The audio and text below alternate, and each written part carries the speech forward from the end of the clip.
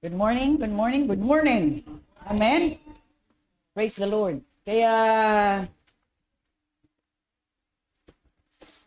salamat po sa ating nag-exhort. Talagang, yun nga po eh.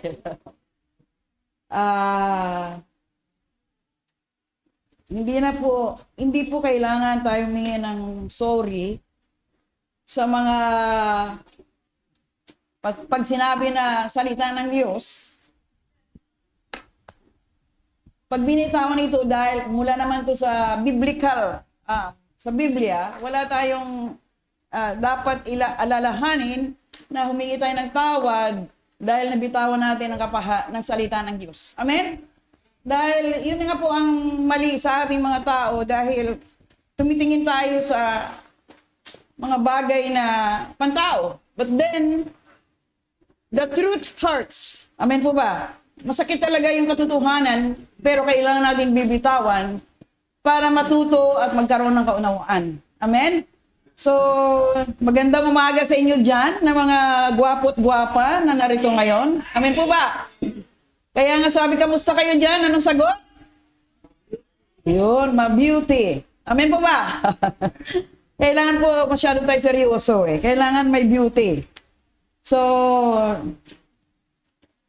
salamat sa Diyos na rito lahat kayo na inaasahan natin. Talagang prayer. Napaka importante o napakahalaga ng panalangin dahil tumutugon ang Diyos. Nakuha niyo po, tumutugon ang Diyos. Bakit po ba? Yun lang hinihingi natin eh. Ang Diyos po ay bukas ang kanyang pandinig sa mga totoong lumalapit sa Diyos. Dahil nakita ko ngayon yung mga pinanalangin, tinaas sa Diyos. Kaya ko na mayroong galak sa puso dahil once you come to the personally to the Lord with open hearts, trusting Him and believing in Him, hindi po mahirap eh. There is joy inside of you just because you know that the Lord is listening to your prayer. Yun po isang bagay na natutunan ko sa Panginoon, yung panalangin na hindi niya hinayaan hindi matugon. Kaya bunga po kayo lahat sa panalangin sa lugar na ito. At nakita naman natin ang paglago ng marami. Nakita naman natin yung kahit may sitwasyon, but then na-overcome natin ang mga pagsubok. Kaya, again, reminded you na 12 years anniversary this next month. Amen po ba? Pinapaalala ko kayo na sa 12 years anniversary, we are all overcomer. Amen? Because 12 years is 12 years. Hindi po biro na nanatili tayo sa pagpahalaga patungkol sa Diyos. Dahil ang mga taong matatalino, marurunong, may kaunawaan, narating nilang taon na ito na hindi sila tumalikod sa kanilang faith, sa kanilang pananampalataya, it means may bahagi ka sa kaharian ng Diyos. Amen po ba? Hindi mawawala yung pagsubok. Hindi mawawala yung sitwasyon, storm of life. Hindi mawawala yung mga bagay na kailangan natin ma-overcome. Because all of us, subject po sa proseso ng Diyos, para po makita din natin kung tayo po talaga ay tunay na mananampalataya. So alam natin ang ginto, pinapadaan sa apoy. Ano pong ginagawa sa ginto? Pinapadaan po yun para tingnan kung fake or puro ginto. Mayroon pa nga ang ginto, may ano bang uri? Alam natin kung may halo or 10 ano po gramo, anong carats. Naintindihan niyo po? May 10, may 14, may 21, may 23. Yun po, ano ka ba ngayon kung sa manampalataya sa harapan ng Diyos? Anong klaseng ginto ka na ngayon? Amen? O may halo ka pang ano? Hello? So mas maganda yung puro. Amen po ba? Maganda yung purong ginto dahil po mas mahal. Amen? Mas madali ang purong ginto na nananalig umaasa sa Diyos. Ito gininto ang puso. Wala na ito halong karumihan. Thank you, Lord. Thank you, Jesus. Wala na itong halong paglalaro. Sabi nga ng kapatid natin kanina, this is the end times na ligligan, shaking. Sino matira? Matibay. Intindihan niyo po, those who can endure up to then will be saved. Hindi ba kayo na nag-iisip ngayon na ligtas na kaya ako? Makapasok na kaya ako sa kaharian ng Diyos? May bahagi kaya ako sa kaharian ng Diyos? Ikaw na rin ang makakasagot niyan. Kailan huling panalangin mo? Ang panalangin ba paghingi lamang sa Diyos? Sabi nga, panalangin na may pasasalamat. Ang panalangin ba ay kailangan ko ganito, ganiri, ganun? Ang panalangin ba, gusto ko, Panginoon, pagalingin mo ako. Gusto ko, Panginoon, i-promote mo ako. Gusto ko, Panginoon, yung gusto mo lang. Di po ba ang tamang panalangin, Panginoon, anong po ang nais mo, yun po ang masusunod. Intindihan niyo po ba? Dahil ang kasaganaan, ang kayamanan, hindi mo pa hingi, ibibigay na ng Diyos sa iyo yan kung karapat dapat ka na bibigyan. Amen po ba? Minsan nag-alala tayo eh. Pero sabi nga ng ating MC kanina, ano yung binasa nyo? Huwag mag-alala. Tama po ba? Dahil alam natin ang Diyos po, may pahalaga sa bawat isa sa atin. Ayaw ng Diyos tayo mawalan. Ayaw ng Diyos tayo mahirapan. Ayaw ng Diyos tayo po ay papabayaan. Pangako po ng Diyos yan. The problem is, hindi natin kilala kung sino ang Diyos natin na pinaglingkuran. Amen. Kaya po yun po nangyari sa marami. Umasa sa kanilang lakas, umasa sa kanilang kakayanan, umasa sa kanilang narating na kaunawaan na hindi binigyan palaga ang Diyos maging pangunahin sa kanilang mga buhay. So anong ginto ka na ngayon? Amen? Kaya nagkaroon ng halo eh. Pag binenta mo, wala ng uri. Amen? Mababang uri. Dahil hindi puro. Mayroong halo.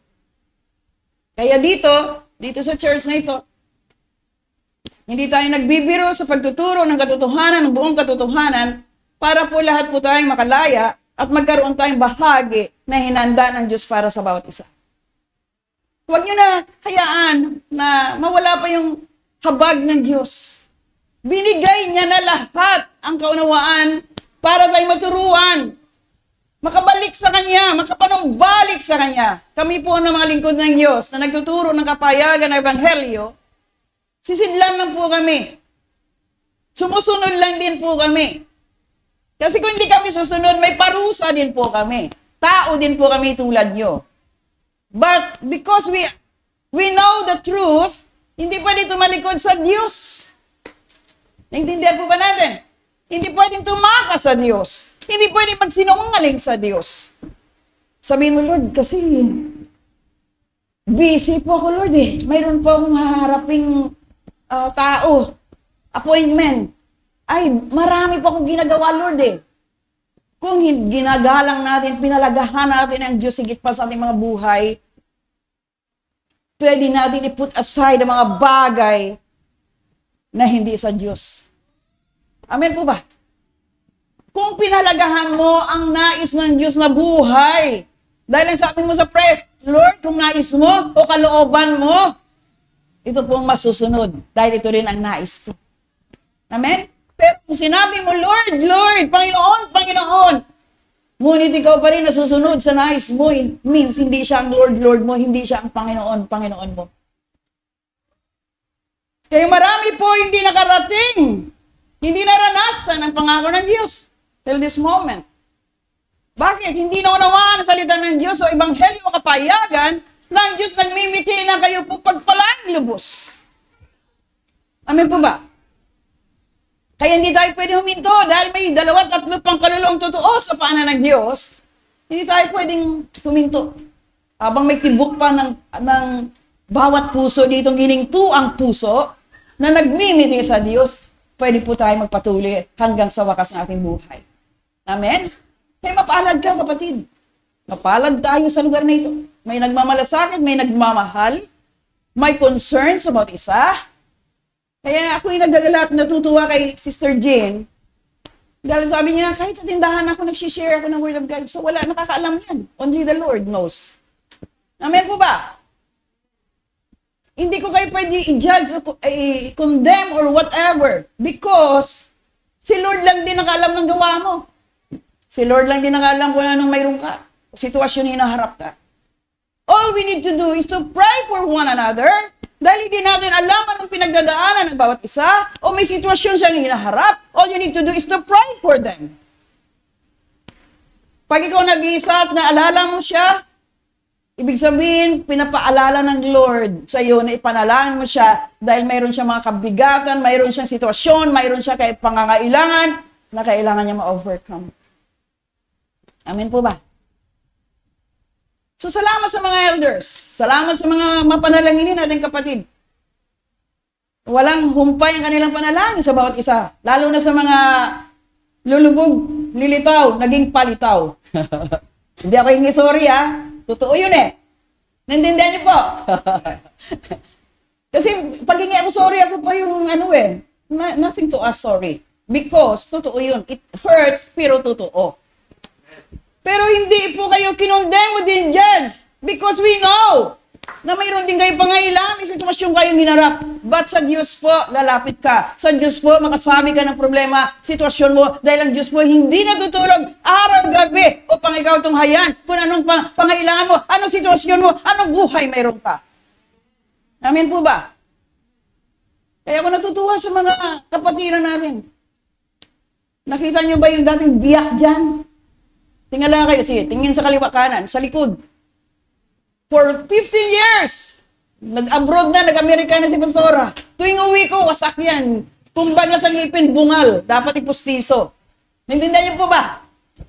Last Sunday, Wednesday na mayroon kaming morning discipleship o prayer, bigla nag-plus sa akin yung ng Lord sa heart ko. Sabi ko sa kapatiran natin kay Brother Angel Bert, Brad, pwede mo ba batuhan yan? Nakita niyo? Nalingon niyo ba yan? Sige, pakilingon nga para makita niyo yung problema sa church natin. Yung, dyan? Kumbaga sa pwede mo batuhan yan? Pwede, Pastora. Pagbalik ko, wala na siyang bungal, hindi na siya bungi. Ilang anniversary na? Hello! Ilang anniversary na, nakatiwangwang, nakangiti. Kulang na lang timbagin. Wala naman tayong malaking budget na gibain ito lahat ng ipatayo na maayos. Nagre-rely pa rin tayo sa Diyos. Pagbalik namin, ayos na. Nakita niyo po, wala pa lang. Imposible kung gustong gawin. Sabi ko, batuhan mo nga ito, Brad, para naman, hindi pa tinutiro. So, pwede pala, mga kapatid. Tanongin mo nga tabi mo, pwede pala. Nagawa niyo po? Pag maraming. Dahilan, pag gusto, maraming paraan. Ganon din ang ating buhay, spiritual. We have so many things na sinasabi, ay hindi pwede po, wala po eh. Pero kung gusto mo talaga, gagawa paraan para magawa mong nais mo. Dapat ganun din tayo sa Diyos. Amen?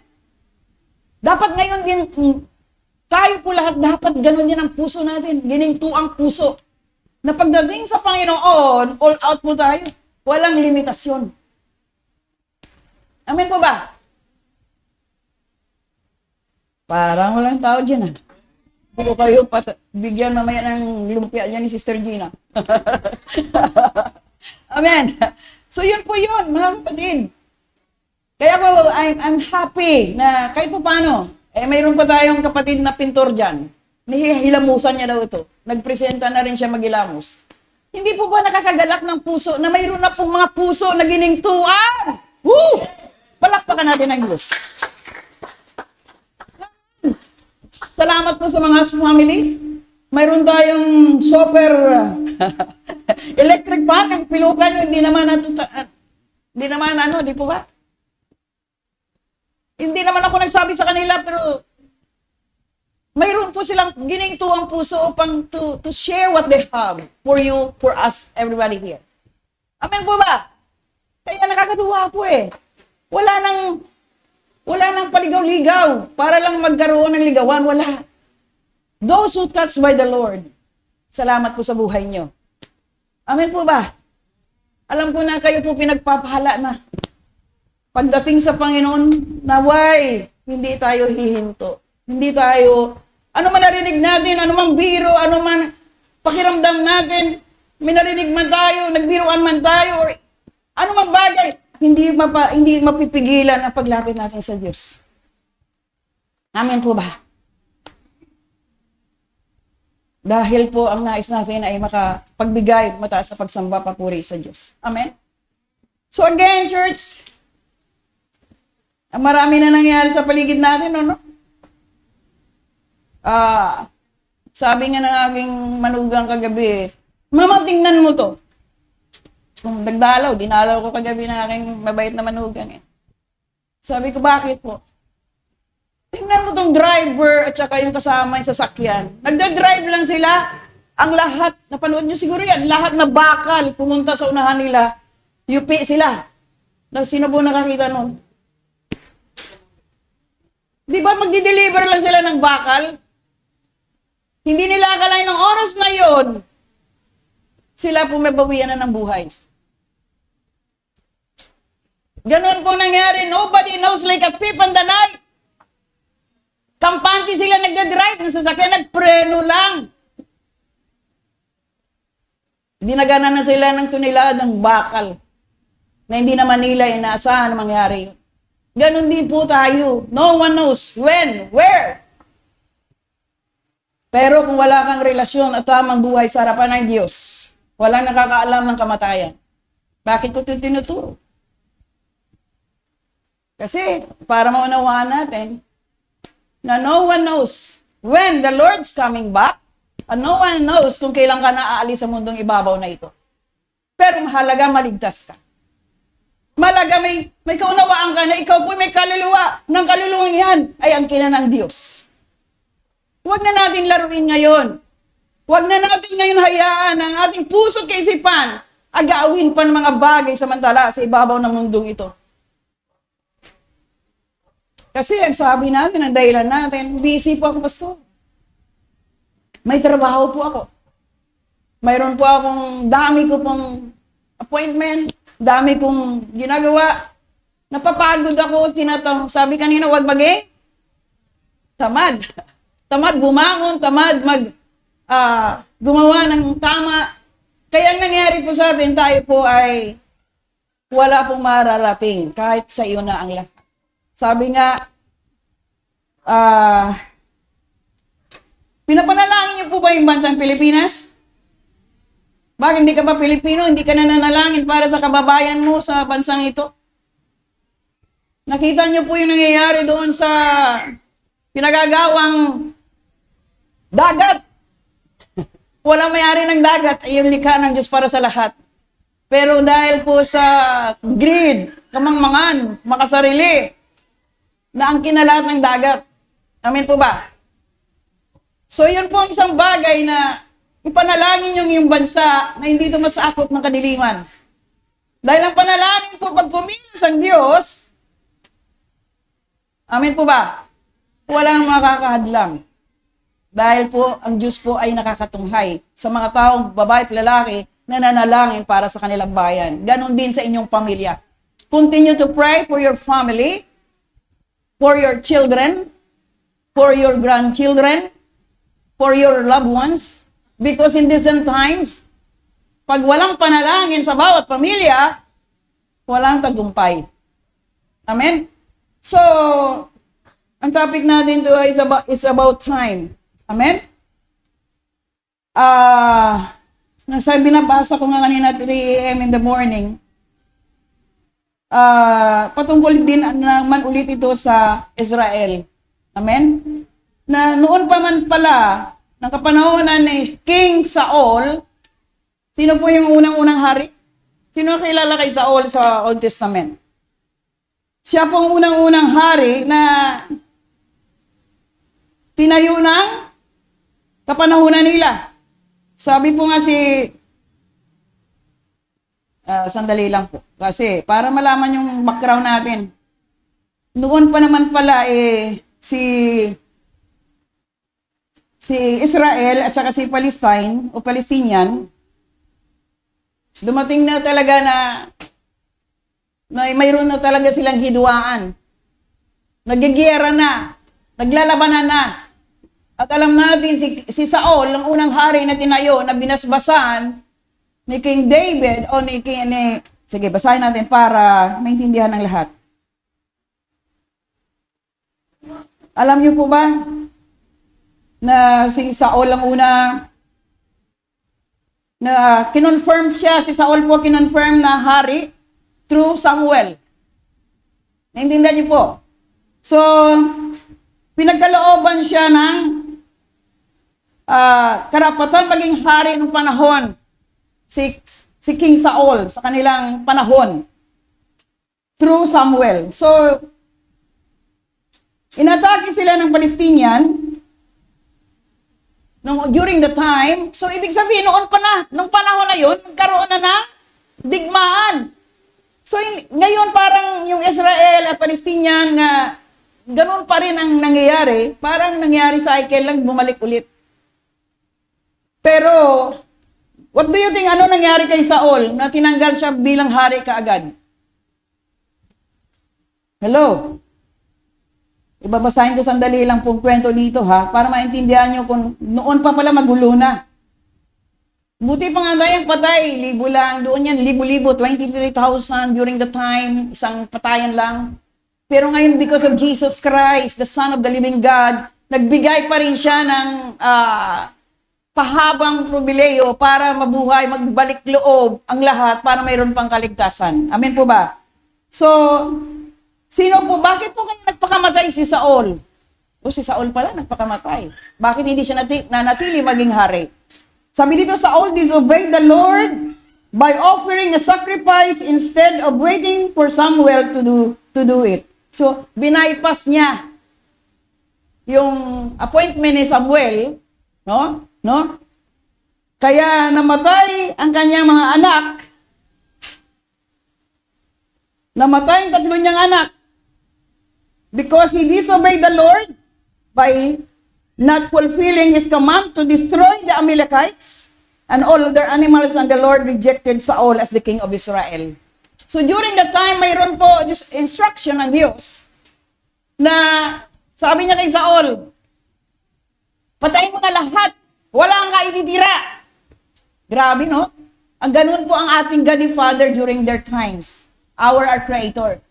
Pag sinabi niyang direksyon niya, direktiba niya, kailangan mo gawin, sumunod ka. Si Saul, sabi niya, spare. Kasi gusto niya lang susunod. Gusto niya lang gawin niya lang. Pero may instruction ng Diyos, ubusin mo lahat, wala kang ititira, at nangyari nga ang pagsuway.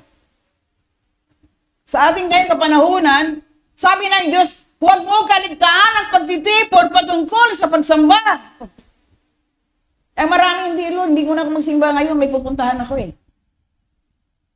Ganun kabagsik noon ang ama natin. Sabi lang, patayin mo lahat, buhay pag pinapapatay ng ama, ng God the Father. Hindi siya sumunod. Kaya nagpakatiwakal na rin siya dahil alam niya nalulusubin sila ng Palestinian at siya po ay nagapi. Walang tulong ang Diyos sa kanila dahil during the time, hindi siya sumunod. Hindi siya sumusunod sa instruction ng Ama sa langit. So in our generation this time, we are blessed because we have Jesus in our lives. Si Jesus na po yung nagmagitan na ang mga anak ng Diyos na sinasabi na tumugon sa munod sa instruction ng Biblia, ito po mabigyan ng laya. Ito po mabigyan na maging alagad o disipulo ni Kristo. Pero kung hindi tayo tutugon, susunod sa kalooban ng Ama sa langit through Jesus Christ, kamatayan din po ng ating masadlakan. The wages of sin is death. Amen po ba? Hindi ito nananakot dahil noong Old Testament pa lang, mayroon na mga kaparusahan na hindi sumusunod. Saul, son of Kish, of the tribe of Benjamin. Remember, 12 tribes of Israel. Tribes of Saul belonged to Benjamin tribe. The first king of Israel, he was appointed by the prophet Samuel. So, pinili siya maging hari. Kaya, binibigyan ko kayo background na sila kahit hari si King Saul, naging hari siya, pero hindi siya na-spare sa judgment because of the disobedience to the Lord, his God. Hari na yun, ha? Pero hindi sa sumunod, mayroong kaparusahan, nangyari, kasama kanyang mga anak, ay namatay pa sila lahat. Nagapi sila ng kaaway. Sabi po, he was appointed by the prophet Samuel prior to Saul's appointment. Judges served as the leaders of the Israelites. Saul and Jonathan, his son, led the Israelite armies to defeat the Palestine. Ito pong nangyari. So nakita niyo, may labanan noon pa. Bakit ko sinasabi ito? Bakit itong binigay na mensahe? Bakit binabalik tayo sa Old Testament? Pinapakita naman ng Diyos, 11th century po yung panahon nila. Before Christ. Biro mo, ang tagal, ano? So, ibig sabihin, sa biblical records, Saul was chosen king both by Judge Samuel and by public acclamation. So, diniklara siya. So, nangyari, nag-disobey sa Diyos, ng Diyos na makapangyarihang Diyos. Ang nangyari sa kanya po ay, nawala na rin siya ng buhay. Siya mismo nagpatiwakal. Because, nakita niya wala na siyang panalo sa Diyos. Amen! So, yung ating topic is about time to come back to the Lord. While still the Lord is hearing us. Habang naririnig pa tayo ng Diyos, habang mayroon pa oras at panahon, kailangan natin manumbalik sa ating Panginoon. Amen po ba? Dahil hindi natin alam nangyayaring kaguluhan sa kapanahonan natin ikumpara doon sa kaguluhan ng mga Palestinian at Israel. Same situation happening right now. Hanggang ngayon, hindi pa tapos sila maggera. Hanggang ngayon, may isang propesya pa nga, isang prophet nagsasalita, hindi naman natin sila kilala. Pero kung mangyari ngayong Agosto o September again, na Russia at saka somewhere in Europe, may mga bagay pong mangyayari again. So, ang Pilipinas ngayon, gustong tulungan ng maraming bansa dahil dito sa mga Chekwa. Sino Chekwa dyan? Chekwa ba yung Czech? Sabi ko, bumalik ka na sa China, sabi ko dun sa aking manugang. Kasama mga apo mo, sabi sa akin. Nangangatwiran. Sabi ko, inchi ka, di ba? Anong ginawa niyo sa bansa ng Pilipinas? So, nangangatwiran siya. So, kaya sinisingit, pinapangiti ko lang kayo, masyado na tayong masyadong ano eh. So, yun po mga kapatid, na yung kaguluhan na nangyari ngayon, akala nyo normal. Normal. Sino po na mamalengke lagi dyan? Pumunta ako palengke kahapon, yung pitso lang ng manok. Pitso lang naman ako, 170. Sabi ko, ba't mahal naman? Sabi ko sa babae, bakit ma, magkano lang ba pera mo? Nagtatanong si Pastor, dahil lang 170 no, 150, 1 kilo na. Eh, pitso lang naman. Pinalitan niya pa na maliliit. Sabi ko, bakit po? Magkano lang ba budget mo? Ganon po kamahal ngayon. Intindihan niyo po? Eh, kaya ko naman bayaran kahit ilang kilo yun eh. Pero nagulat lang ako sa presyo kasi linggo-linggo, 2 beses yata kami ni Sir nagpapalengke o nag-grocery. So, ibig sabihin, yung bili natin isang tray na itlog, sa amin kasi yung organic, na binibilhan namin is 320. Pagpunta namin doon sa bilihan na itlog, 365. Ang taas naman mag-jump. So, paano kung tataas? Kaya po ba natin? Hello? Wala na mabibili. Yun na po, ang ingatan natin mangyari pong mga bagay na yan, na kaguluhan, kagulumihanan, economic collapse. Kaya, hindi tayo pwede magpabaya na hindi manalangin. Hindi tayo pwedeng huminto manalangin. Hindi tayo pwedeng matulog lang. Kaya hindi pwede maging tamad ka. Kumilos ka, gumalaw ka. Kung anong pinapagawa ng Diyos sa buhay mo, pangunahin mo ang Diyos para mapagpala ka. Darating ang araw-oras panahon, kailangan mo ang Diyos, hindi ka na magsalita. Ipoprovide ng Diyos mga kailangan mo. Dahil sa kilala mo na siya. Amen po ba? Mahirap magpatotoo, pero totoo ang Diyos. Kami nga, sir, nag-appear na lang kaming dalawa. Pero, naintindihan niyo po, kanina umaga sabi niyo, Ma, bakit ka kindat-kindat na naman sa akin? Sabi ko, bakit? Kasi pag may pera si sir, sabi, best friend kami. BFF tayo, ha? Naintindihan niyo po ba?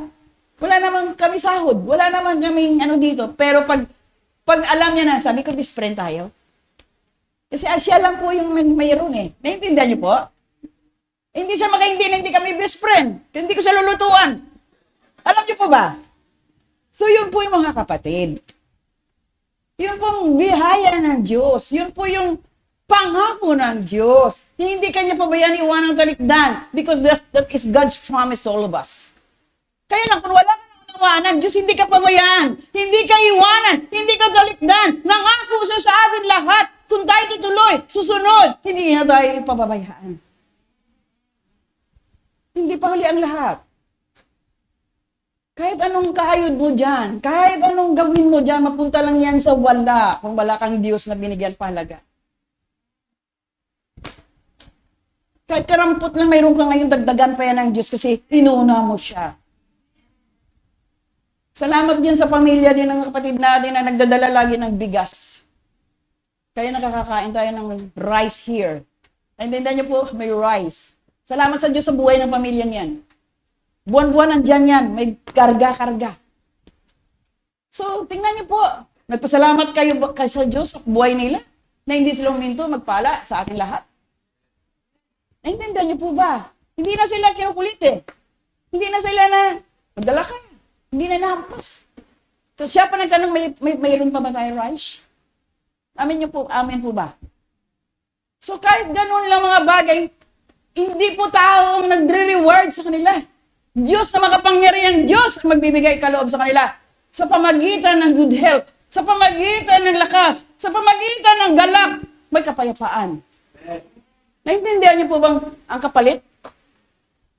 You have joy, you have peace, you have contentment of the heart because you know your God who He is in your life, in your family.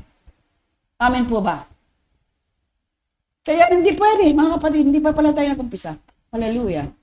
So, tungkol kay Saul, sino ang pinalit kay Saul na maging hari? Si King David. Doon na pumasok si King David during that time. Amen po ba? So, nakilala niyo ba kung sino si David? Si King David po ba ay mapanalanginin? Si King David, sumasayaw pa yun sa Lord.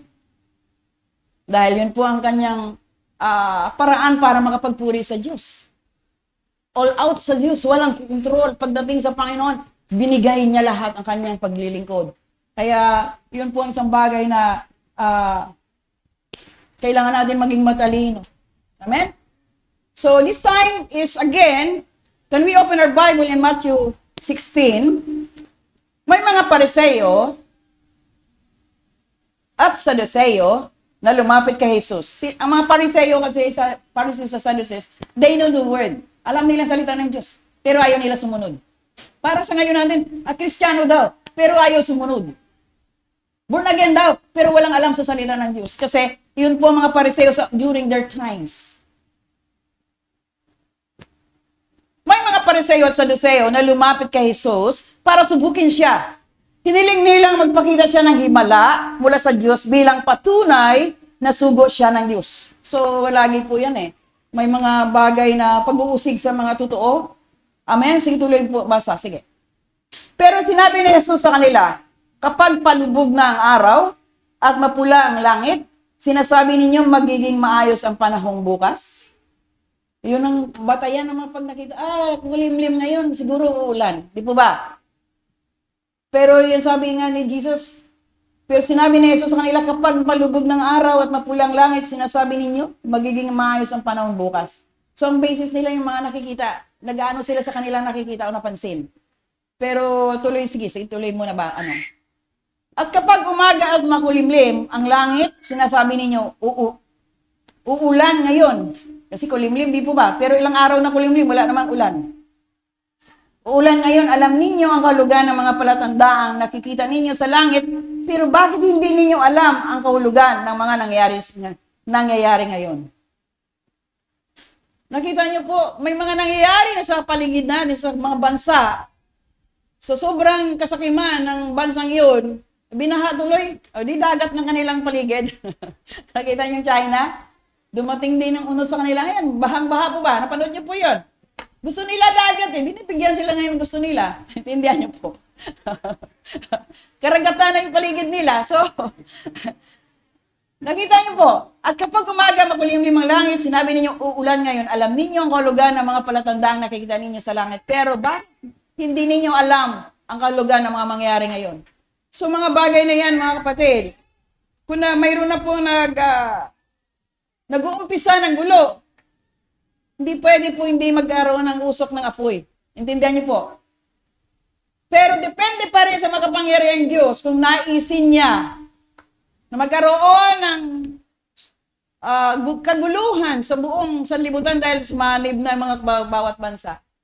So dito pa mangyari sa Pilipinas, papayag ba tayo niyan? So through our prayer, mabago pa naway na walang kagulumihanan, kaguluhan mangyayari. Pero sabi nga, kahulugan ng mga mangyayari ngayon. So, hindi pwede tayo pong maging relax. Ang gawin mo lang, manalangin na walang hinto. Kaya huwag ka maging tamad sa pananalangin. Kami, kagabi ni Sir, nag-worship na kami bago matulog. Kasi alas 10 na rin umalis yung bisita namin. So, pray muna kami bago matulog, worship. So, nandun na rin iudyok ng Espiritu, kailan bumangon ng alas 3, alas 4 para mag-pray ulit. So, hindi naman po walang ang tulog, pero kailan sumunod ka, you need to pray for one another, for each other, for our services. At to those people who are doing the work of the Lord, kailangan mo mamagitan din. Kasi hindi mo rin alam pinapanalangin ka nila. So, yun po isang bagay na natutunan natin sa Diyos na we need to pray for those people preaching, teaching the word, na sila din po kalugdan ng Diyos at mapaunawa sa lahat na nakikinig ang kahalagahan ng Ebanghelyo. Amen po ba? Kaya sabi po dyan, hindi ninyo alam ang kahulugan ng mangyayari ngayon. So mga bagay na yan pinapaalala sa atin ng Diyos. Amen po ba? We need to understand these end times. Now we need to go back to the Lord because this is the time that the Lord gave us chance na mayroon po tayong kaligtasan na makamtan. Amen? Yun po yung sinasabi. May mga propeta, may mga guro na paalala, nagpapaabot. Na sa atin ngayon, kung ang bilip natin, ay bigyan natin ng palagaan ang mensahe ng Diyos. Amen po ba? Kaya itong mga Pariseo, Eskriba, naghanap sila ng mga, ano pong hinanap nila? Naghanap sila ng himala. Naghanap sila ng signs. Pero ayaw naman nila sumunod. Ayaw naman nila gumawa. Ayaw naman nilang pakinggan. Kaya wala po nangyayari dahil without following the instruction of God, wala po mangyayari sa buhay ng anuman sino man. So ito po pinapaalala sa atin because when Christ will return, kukunin niya po talaga ang kanya. Angkin ka na ba ng Diyos? Pag-aari ka na ba ng Diyos? Paano ka maging pag-aari ng Diyos kung nasa buhay ka pa ng kadiliman o kasalanan? Pag sinabi, ari, may angkin ka na ng Diyos, wala ka na sa kamunduhan. Wala ka na sa sanlibutan. Wala ka na sa kadiliman. Wala ka na sa kasalanan. Yung puso't isipan mo, angkin na ng Diyos, wala na ito negativity. Wala na ito mga bagay na makapagsira ng iyong puso na gininto ang puso na binigay na ng Diyos sa'yo. Ano po bang kasalanan? Ano pong sa kadiliman? Yung mga tao na natili sa kadiliman, lugmok sa kasalanan, tulad ng nasa bisyo pa, nandoon pa, na, halimbawa kung nagsusugal ka pa, naging addict ka pa, ito the truth hurts. May bisyo ka pa, sigarilyo, alak, barkada, walang taros na pagsasaya, it means angkin ka pa ng makamundong bagay, ng sanlibutang bagay. Pero kung binigay mo na ng buong puso at isipan mo sa Diyos, wala ka na sa kadiliman, it means you are owned by God who created you. Amen po ba? So, ang born again is not a religion. Ang born again na bago ka ng salita ng Diyos. Transformed by the Word of God. So, ang gusto natin ma-transform God through the Word. Kaya ang born again, hindi na tulad ng dati, the old has gone, the new has come, you are a new creation. Si Pastora manginginom din dati, nagsisigarilyo din. Papasosyal-sosyal din. Kita nyo? Pero nang nabasa ang salita ng Diyos, na wala kang bahagi sa karya ng Diyos, kung ikaw nabubuhay pa sa makamundong bagay, sumunod agad. Hindi hinayaan na hindi maintindihan ang Word of God because we know the Word and the Word will set us free if you obey and follow His instruction. Amen? Narinig mo na, napakinggan mo na, marami ka na naupo ang pastor, mga ngaral tagapagturo, na wala kang bahagi sa karaya ng Diyos. Kung nabubuhay ka sa makamundong bagay, you are living the world. Worldliness, carnality. Bakit ginagawa mo pa rin? Tapos sabi, Panginoon. Wala, hindi mo pa rin siya Panginoon. Hindi mo pa siya Lord. Matthew 7:21, I never knew you. Matthew 7:21, kayong gumagawa ng mga bagay against sa kalooban ng Ama sa langit. Sabihin mo, born again ka? Lagi ka doon sa barkada mo, Tungga tayo. Ba't kami nabago? Bakit kami nagawa ng Diyos? Si Sir pa taga-tagay, ako taga-inom. Bakit nawala kami dyan sa buhay na ganyan? Natatakot kami sa parusa, na maparusahan kami ng makapangyarihang Diyos sa aming buhay. Kung wala kami sa pagsunod, siguro mga anak namin, nabuhay din yan sa sugal, nabuhay din yan sa sigarilyo, nabuhay din yan sa alak, o sa, hindi na rin, pariwara na rin sila. Because we stand firm to the Word, we obey and follow God's instruction, kami po yung mayroong kapayapaan. Nakita namin maayos yung buhay namin mga anak. Naintindihan nyo? Yung dapat ang mindset ng mga tatay, nanay, sa lugar na ito. Dahil sa iyong gawa, sa iyong pagsunod sa Diyos, sila po maaari ng kabutihan ng Diyos. Kung pabaya kang nanay, pabaya kang tatay, look at what happened to your children because of you. Tapos sisihin mo ang Diyos, bakit nangyari sa mga anak ko to? Ikaw ang unang-unang titingnan kung sumunod ka, gumawa ka, naging mabuti ka sa paanan ng Diyos. Sabi nga ng Exodus 20, verse 4 ba yun? Hanggang 4th generation ang curse, ang sumpa. 4th generation hanggang kapuapuhan. Kung ikaw mismo na magulang, hindi tumugon sumunod sa nais ng Diyos sa buhay mo. Look what happened to Saul, King Saul. Why? He is dead. Pahari na siya.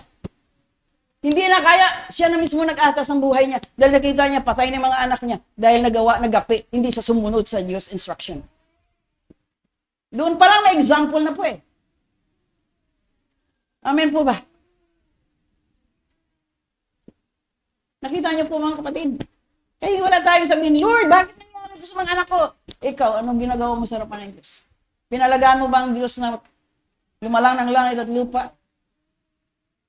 Kaya nanay, tatay, kung kayo po totoo na sa Diyos, one day, makita mo na ang mga anak mo sa kaayusan.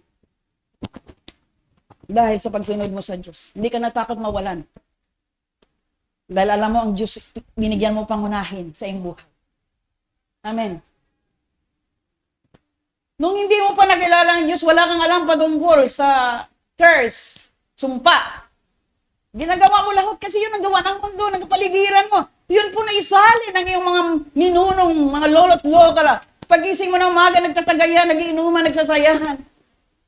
Eh, nung nabasa mo mismo ang salita ng Diyos, kaya nga Holy Word of God, Holy Bible. Nakita mo na walang taros na pagsasaya. Paglalasing, sabi po, wala kang bahagi sa karya ng Diyos. Nabasa mo na, binaliwala mo, mismo salita na ng Diyos. Tapos magtatanong ka ngayon, ano nangyari sa buhay mo? Naintindihan po ba natin? Kung sumunod ka agad, pakumbaba sa Diyos, gumawa ng tama, mabuti, maina, maganda, ikaw ang aanin ng kabutihan dahil you have peace, you have joy, contentment of the heart God has given to you. Amen. Kaya mga kapatid, mabigat ang aral, pero totoo ito. It's up to you now because this is the time. It's about time to come back to the Lord because the Lord gave you chance. Ligligan nga sabi, siya ikining. Sabi nga, hindi ninyo alam ang kahulugan ng mga mangyayari ngayon. Walang nakakaalam. Amen po ba? But the Bible is saying, amen? Sige, buksan natin ang Lucas 17.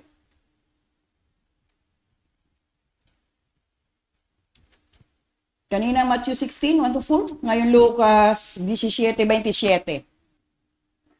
Sabi diyan, sa panahon nga ni Noe, sino si Noe? Ito ba si Noah? Wala silang inatupag kundi ang magsaya.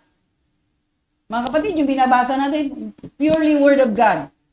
Kaya huwag kayong magalit ka, Pastora. Nire-reveal natin ang mga nakalipas na old and new na sa inyo ngayon magdesisyon. Sa panahon niya ni Noe, wala silang inatupag kundi ang magsaya. Nagkakainan sila, nagiinuman, at nag-aasawa hanggang sa araw na pumasok si Noah sa barko. Ito ba yung arko ni Noah? Ito ba itong daong? Dumating ang baha at nalunod silang lahat. Nabasa niyo ba yan, mga kapatid? Ano po sinabi ni Noah na gagawa siya ng arko? Gagawa siya ng daong. Kasi sabi ng Lord, magkaroon ng flood. Ano sabi ng mga taong hindi naniniwala? Sira ulo. Pinagdadawanan siya. Kasi ang init-init, paano magbaha? Naintindihan niyo po ba?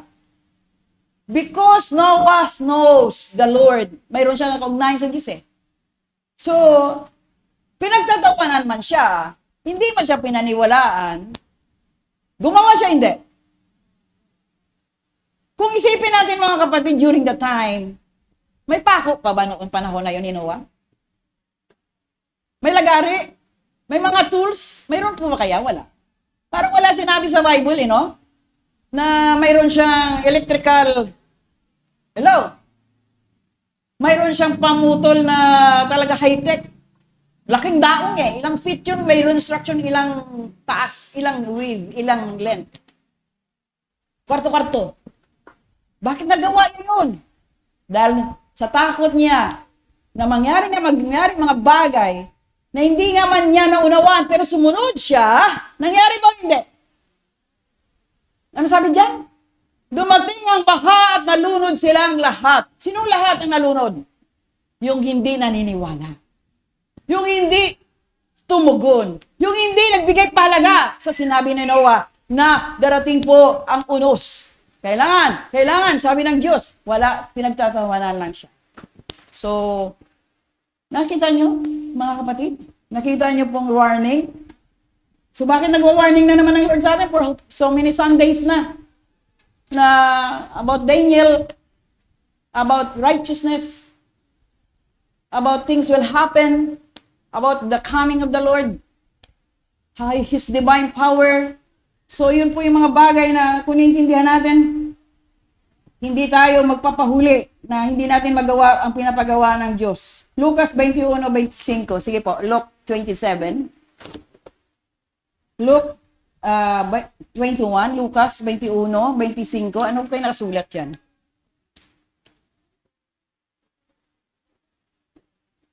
May mga palatandaan makikita sa araw, sa buwan, at sa mga bituin.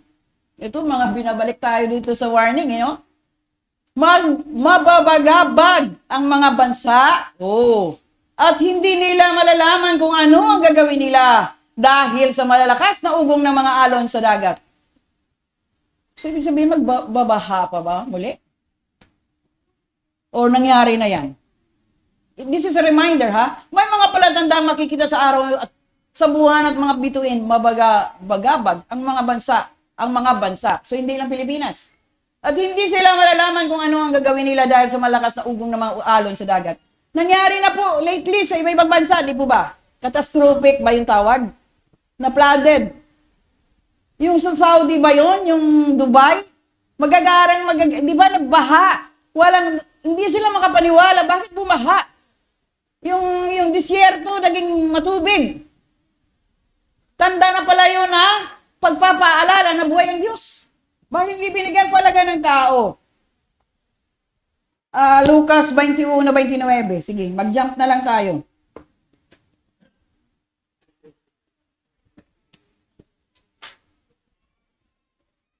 Ito po yung mga palala kasi nakakonect tayo ngayon sa nangyayari sa Israel.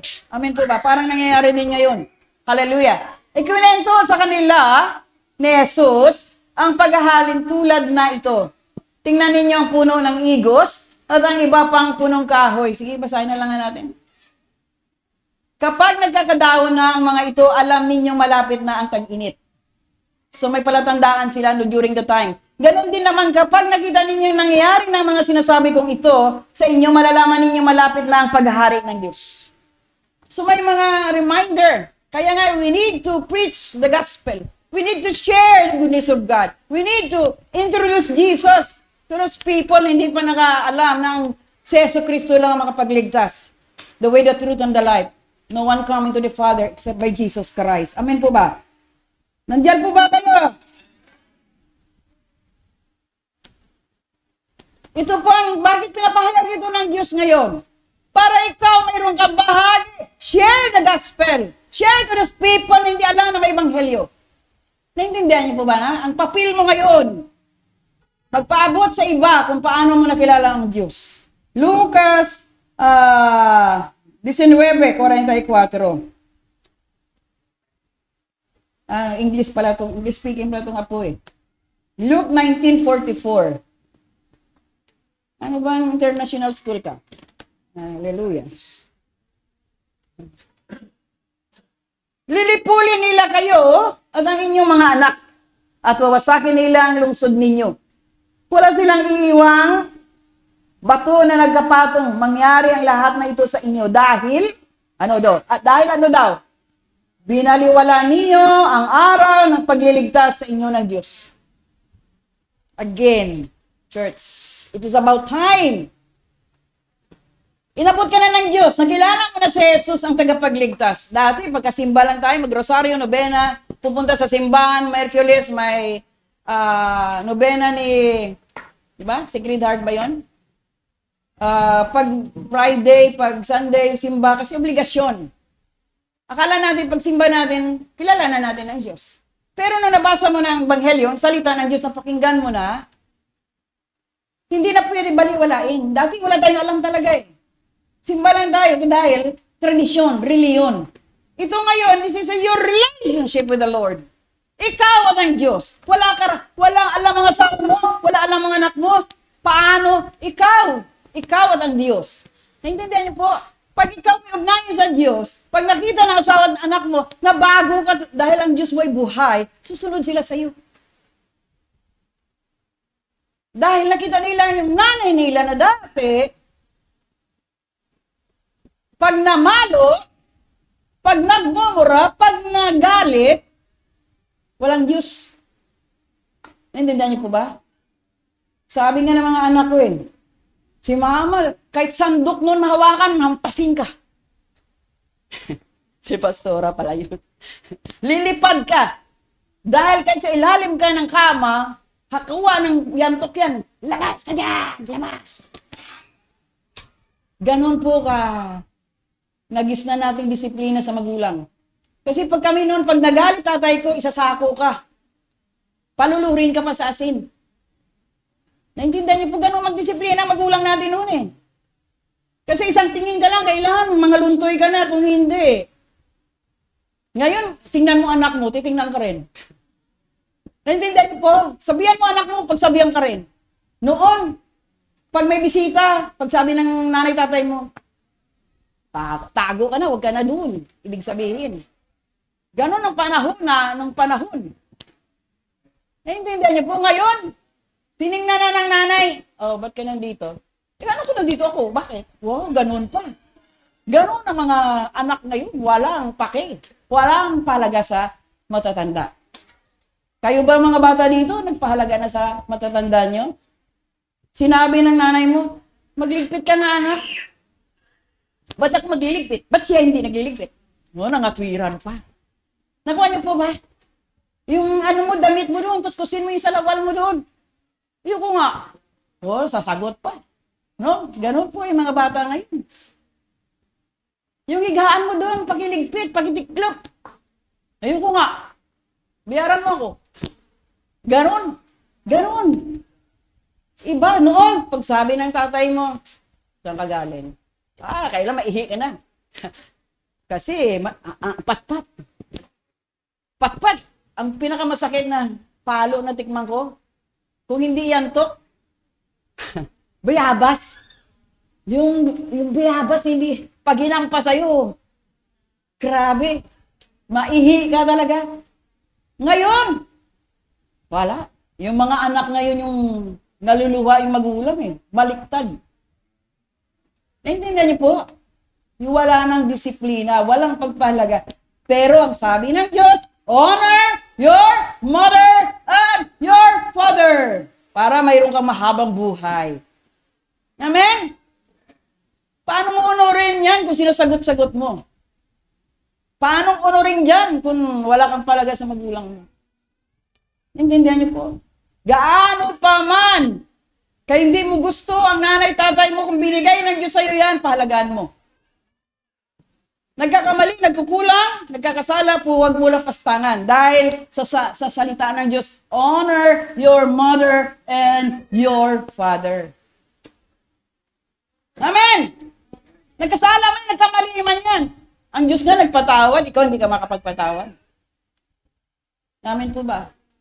May makulit na magulang. Walang minsan talagang ayos. Pero ipasa Diyos mo, ipanalangin mo, pag-ibig pa rin, pagmamahal pa rin, ipalit mo. Naintindihan mo mga kabataan dito? Sino ba mga kabataan dito? Pakitaas kamay nyo. Sige. Mga kabataan, honor your father and your mother. You have long life. You have victory in life. Amen. So ano yan? Binaliwala ninyo ang araw na pagliligtas sa inyo ng Diyos. Kaya hindi pwede, kapatid, na baliwalain natin itong mensahe ngayon. Kaya nung panahon na yun, si Jesus po ay malungkot din, weeping, na nangyayari sa Jerusalem ang mga bagay at sitwasyon dahil po alam niya mangyayari mga bagay na nakasulat o nakatala. Hindi po ito biro. Pag tayo po hawakan na ng kadiliman, hawakan na ng makamundong bagay, one world religion, kaya nga inaalaw na yung, alam niyo ba yung mayroon ako nabasa na through yung pinasok sa balat, electronic tattoo. Sino electronic tattoo? Hindi tattoo yung mga na pag yun lang mo, lahat na record mo, katauhan mo, kilalang kilala ka na. At nangyayari na almost sa Europe, sa Amerika. Sa atin dito, hindi pa masyado. Ang mayroon lang yan, yung mga mayamang millionaires na walang Diyos. Pero siguro sa Tagarian dyan, wala pa magpapatato yan na para siya, kung may bangko siya or what. Naintindihan niyo po ba? Alam ko na nung health mayroon ka, pong sickness, diseases, illnesses mayroon ka. Kasi dito, almost believing in God. Bahala ka na, Lord. Kung buhay pa ako bukas, trusting God because wala namang ibang saan maliban ng Diyos sa ating mga buhay. Yun po mga kapatid, na hindi pwede baliwalain ang kapahayagan na nangyayari. Dahil nakapaligid sa atin ang kaaway, nakapaligid sa atin ang sanlibutan na punong-puno ng karumihan. Kaya we need to obey and follow God's instruction in our lives. Amen po ba? So,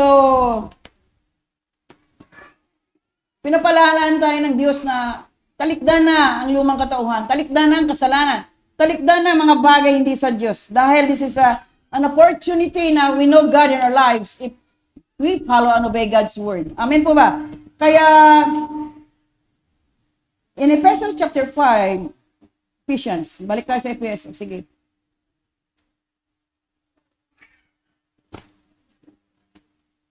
Ephesians 5:16.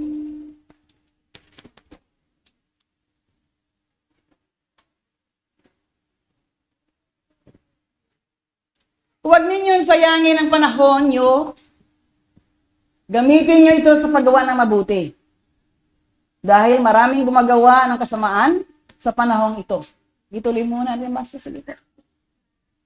Huwag kayong magpakamangmang. Grabe, ano? Pag hindi mo pala alam ang nais ng Diyos sa buhay mo, ano tawag sa'yo? Kaya papayag ka ba na tawagin ka ng mangmang ka? Sa English, ang mangmang ano? Fool? Huwag ka, ha? Huwag kayong magpakamangmang, kundi alamin nyo kung ano ang kalooban ng Panginoon na gawin ninyo. Ito po yung magaganda. Kasi kung pinapalagahan mo ang Diyos sa buhay mo, alamin mo anong kalooban ng Diyos sa buhay mo. Pero ang kalooban ng Diyos sa buhay mo, maging mabuti ka. Maging matuwid ka. Maging totoo ka sa harapan ng Diyos. Yun po talagang plano ng Diyos. Huwag kayong magpakamangmang, kundi alamin nyo kung ano ang kalooban ng Panginoon na gawin ninyo. Yun po lamang ang binibigay ng Diyos. Kailangan natin yung mga nakalipas na karaan na hindi natin pinalagaan ng Diyos, bigyan natin ng panahon, lalo na sa kapanahonan ito. Amen? Dahil ang panahon ngayon puno ng kadiliman, puno ng gawa ng kamunduhan. Amen po ba? Kaya mga kapatid, in Matthew 24, sige, basa tayo sa 12.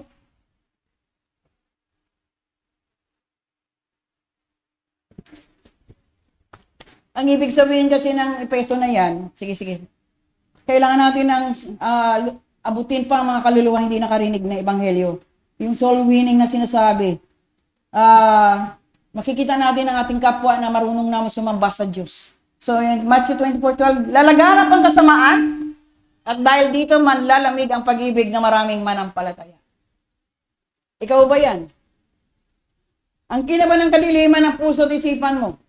O palagi ka na lang ng atwiran. Palagi ka na lang ng dahilan. So isang bagay na, ibig sabihin you need to redeem. Ibalik mo yung alab mo sa Diyos. Ibalik mo yung unawa at relasyon mo sa Diyos. Dahil hindi pa huli ang lahat. Hindi ka exempted, kapatid. May kaluluwa ka. Ang pag-aaral, hindi ko sinabi masama mag-aaral. Ang propesyon, hindi masama ang propesyon. Ang trabaho, anong business mayroon ka, hindi masama yan. Ngunit, mas palaga natin ang Diyos higit pa sa mga bagay na yan na samantala. Samantala lang yan, hindi mawawalan ako kasi kung hindi ko mawawalan ako pag hindi na ako gagawa ng pangailangan namin eh. Maintindihan mo po ba? Pero if you believe in God, trusting God in your life, magulat ka na lang pag-aanin pa ng Lord ang buhay mo. Hindi mo na paghirapan, nandoon na po lahat. Ibigay na lang na naka-lay down na, naka-layout na. Tanggapin mo na lang kasi alam ng Diyos anong para sa'yo, para sa'yo. Intindihan po natin mga kapatid. Yun po yun. Kaya in these end times, you need to honor and obey God in your life completely. Wala pong kasi. Wala na because. Wala na katwiran. Dahil po ang Diyos po may nakatakda na araw, oras, panahon para pagpalain ka. Naniniwala ka ba may Diyos na buhay na katunghay sa atin lahat? Naniwala ka ba ang problema mo sa pamilya ay gagampanan ng Diyos ang tugon kung ikaw lalapit muna sa Kanya? Naniniwala ka ba na walang imposible at walang mahirap sa Diyos sa iyong hinaharap ngayon? Sino ba nagbigay buhay sa iyo? Sino ba huminga sa iyo para ka mabuhay? Bakit ka nakarating ngayong edad na ganyan? Ilang taong ka na ba? Sa kabila ng iyong katigasan, may Diyos pa rin na malambot ang puso para ikaw abutin. Paano mo siya pinasalamatan? Paano mo siya binigyan palaga sa buhay mo? Again, tama ng katwiran. Alam na ng Diyos yung kailangan ko. Aba, malaki ka pa. Kailangan mo pala bumbuhin para tumino ka. Naintindihan niyo po ba? Maraming ganun eh. Pilosopo, alam mo ng Diyos yan. May Diyos naman ako, may Diyos ka rin eh. Naintindihan mo mga katuwiran ng mga walang kaunawaan patungkol sa Diyos? Bali, wala lang ang Diyos sa kanila. Pero tayo nakakilala na sa Diyos, honoring God through our lives, through our deeds. Because we are judged according to our deeds. Haharap tayo sa hukom. Hukom ang Diyos mismo. In the last day, Husgahan ng bawat isa sa atin according to our deeds. Anong ginawa mo sa harapan ng Diyos? Ano na nagawa mo para siya parangalan sa buhay mo? Amen po ba? Hallelujah! Thank you, Lord. In Filipos 2, yes. Filipos 2:15.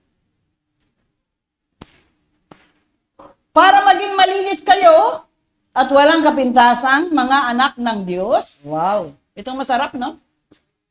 Sino na ba ang anak dito ng Diyos? Alam mo na anak ka na ng Diyos, wala ka na doon sa kasinungalingan.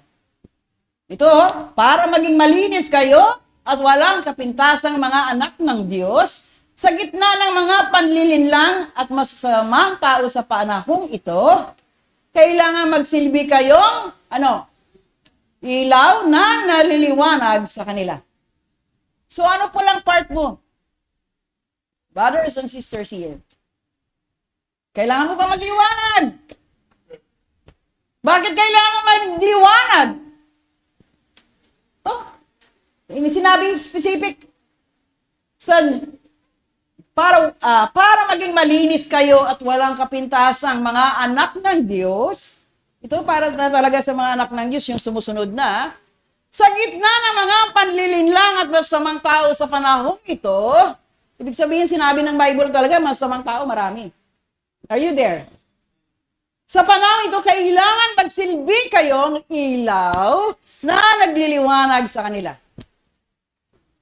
Paano ka maging silbing ilaw kung nag-andap-andap ka din? Kung lobat ka na din lagi. Hello? Paano ka magliwanag sa kanila na makasilong sila sa liwanag sa iyo kung ikaw mismo ay wala ng ilaw din? Dahil ang baterya mo lobat na rin. Parang cellphone lang yan eh.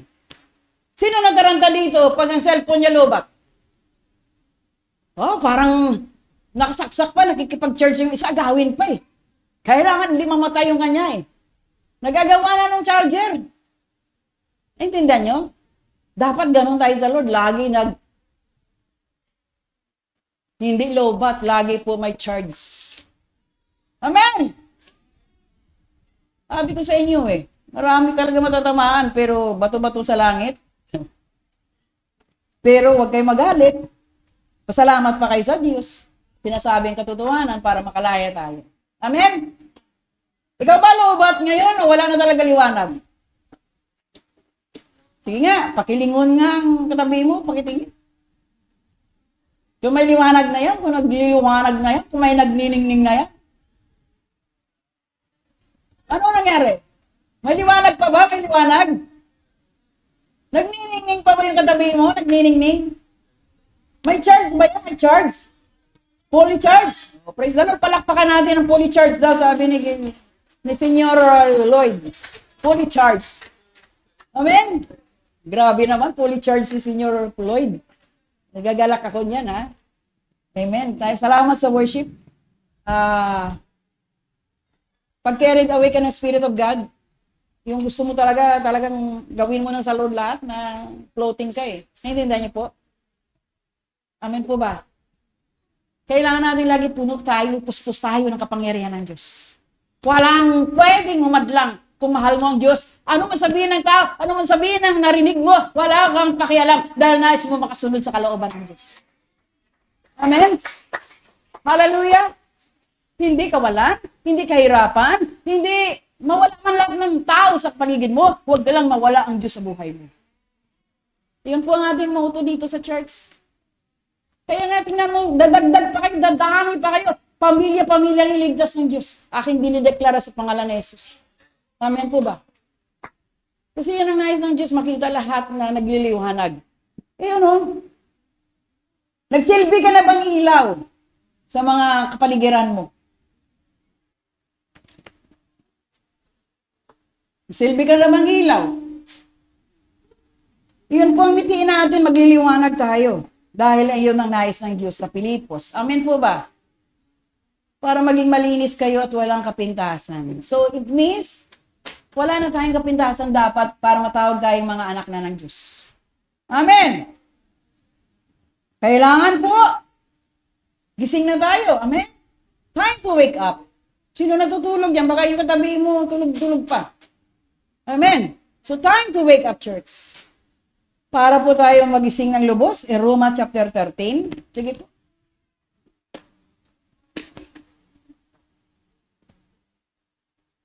Verse 11, Romans. Dapat ninyong gawin ito dahil alam ninyong panahon na para gumising kayo. Ibig sabihin may natutulog. May nakatulog o may natutulog o tulog na tulog. Tamad eh. Naintindihan niyo pa? Dapat ninyong gawin ito dahil alam ninyong panahon na para gumising kayo. Sapagkat mas malapit na ngayon ang oras ng ating kaligtasan kaysa noong una nang tayo sumasampalataya kay Kristo. Naniniwala ba kayo nito? So bakit sinabi dito panahon na upang gumising kayo? May reminder na tayo okay lang, chill lang, tulog muna, pahinga muna, relax muna. Pero sabi dito, sapagkat mas malapit na ngayon ang oras ng ating kaligtasan kaysa noong una nang tayo sumampalataya kay Kristo. So it means, church, God reminded us na dapat natin gawin ang para sa Diyos, para tayo maligtas. Alam natin anong dapat gagawin. Alam natin anong dapat mangyari sa kapanahonan ito. Amen? So, kayo po ba gising pa? Gising na gising ba? Isang malakas na palakpak sa ating Diyos na buhay. Amen. Hallelujah. Amen po ba? Kaya yun lang mga kapatid. God gave us instruction. God opened our eyes to see. Hallelujah. Kaya hindi pwedeng matutulog tayo. Hindi pwedeng Gusto ko basahin ng Isaiah 24. May oras pa, no? Sandali na lang to. Isaiah 24. Ha? Maghapon? Tanongin mo sila kung gusto nila maghapon. Dali. Matthew 24. Hindi tayo naubusan ng kapahayagan. Isaiah 24. Sige. Buong 24.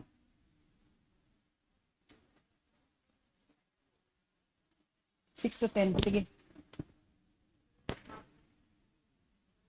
Makinig kayo. Sabi nito, ha? In the Old Testament, ito po nangyari noon. Makinig kayo, wawasakin ng Panginoon ang mundo. Mangyari kaya pa? Yung tanong, mangyari kaya ito? Nakita nyo? Wawasakin ng Panginoon ang mundo hanggang sa hindi na ito mapakinabangan at pangangalatin niya ang mga mamamayan nito. Tuloy natin. Kung mangyari yan, talagang wawasakin ang mundo. Amen po ba? Isang sasapitin ng lahat. Pari man o mamamayan, amo man o alipin, nagtitinda man o magbumibili, nagpapautang man o umuutang. So, bakit gano'n ang paliwanag, no? Wawasakin ng Panginoon. Sige, tuloy. Lubusang mawawasak ang mundo at walang matitira rito. Take note, church. May mga propesya na pala nung panahon na yon. Lubusang mawawasak ang mundo at walang matitira rito. Mangyayari nga ito dahil sinabi na Panginoon, di sinabi ni Pastora, binabasa natin to sa prophecy ng Old Testament. Si Isaiah po is one of the prophet. Sige, tuloy natin. Matutuyo at titigas ang mga lupa.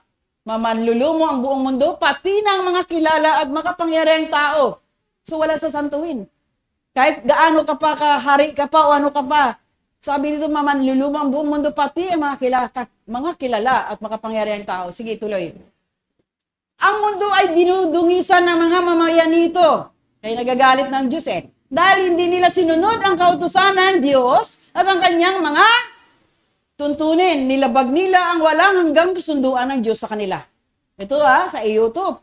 Para sa ito, pakinggan mo ito mabuti. Dahil paparang talaga ang mundo, pero pag hindi ka pa nakapasok sa kanyang hinandang kaharian, talaga nakakalungkot. Tuloy natin.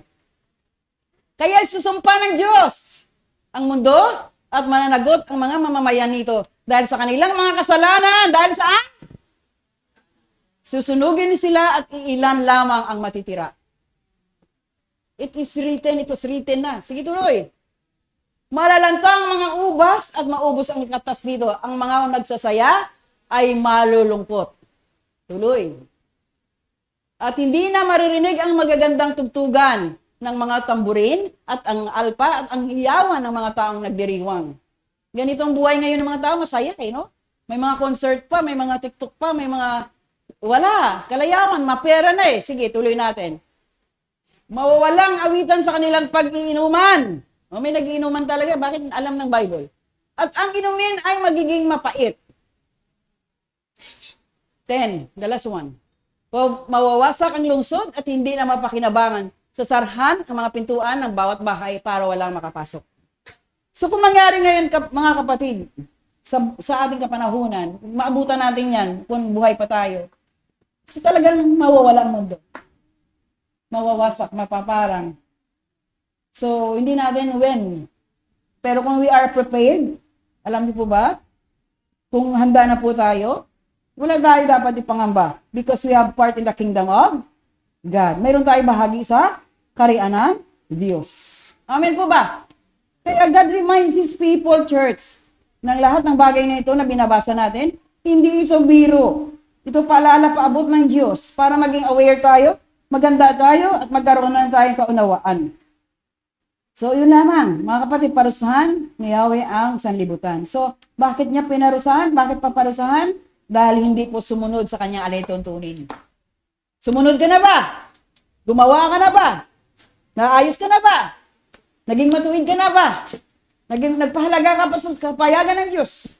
Sa salita ng Diyos, naging mabuti ka ba? Yun lang mga kapatid, walang naman mahirap eh.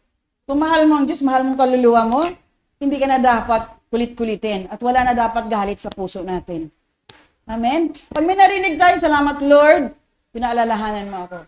Salamat Lord, narinig ko pa yan. Kung hindi, wala. Nabingi ka na, nabulag ka na, nawala ka ng buhay, wala ka patunguhan. Amen! So again, church, God reminds His people in this end times. It's about time. It's about time to surrender your life to the Lord fully, completely. Amen! Mahal tayo ng Diyos. Lahat po tayo mahal ng Diyos. Nais lamang ng Diyos na mahalin natin siya. Sa anong paraan? Ibalik natin sa Kanyang para sa Kanya. Pagpahalaga sa Kanya. Seek ye first the kingdom of God and all His righteousness and all these things shall be added. Amen? Amen! Kaya may mga kapatid tayo dyan na sila po ngayon, maraming patutuunan. Anong nangyari sa buhay nila eh? May mga kapatid tayo dyan na hindi nila masahan pero tumugon ang Diyos, sumunod ang Diyos. Napakinggan ng Diyos ang kanilang hinaing, kanilang pangamba. At sila ngayon may galak, may sigla na nalalo ang Diyos po ay kanilang binigyan pahalaga. Amen?